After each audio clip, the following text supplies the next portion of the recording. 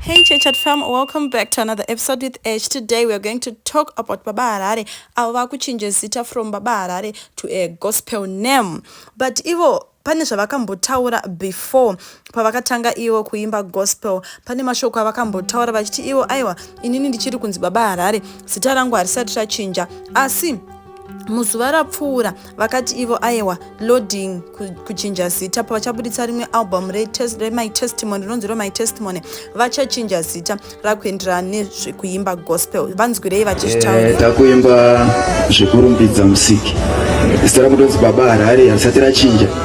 Kana Mwari vazoti tichinje maybe, but so far tisandaudzwa kuti chinja zita.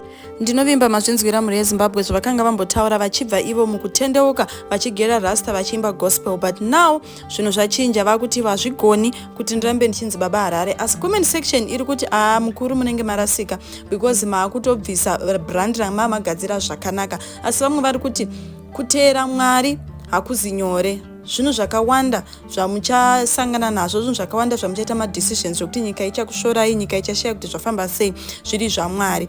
Then umwe abva ati Baba Harare gore rino matifungira pakuru, kubva kuGT muchienda kugospel muchigera rasta maakuda futi kuchinja zita, inga zvakaoma. God is good. Then vamwe ndo vari kuvashora vachiti apa mukuru maakurasika, but inini personally I think this is the best for Baba Harare because iyi decision yavakaita it's a bold decision. Vanhu vakawanda vagone kuita kutarisa mafans, akutarisa mari yaunenge uchiwana, but when it considering to follow Jesus, to follow God, honestly I respect you Baba Harare, I respect you for that. We can't wait for the new name.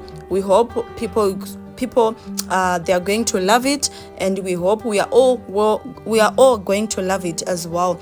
And it looks like they are super happy with the wife, very happy, and the wife is so supportive. Kuma album launch anenge ariko, kuchurch anenge ariko, kwese anenge ariko, and also vamwe vari kuti hanzi kuchurch ndiko kwamakanzi tichinjai zita, asi vamwe vari kuti Baba Harare ka we don't know yedu, but we'll see when the name is out. Mango maintain that name, which is very impossible kana munhu akuita zvaMwari. But guys, don't forget to subscribe. Thanks so much for watching. Bye.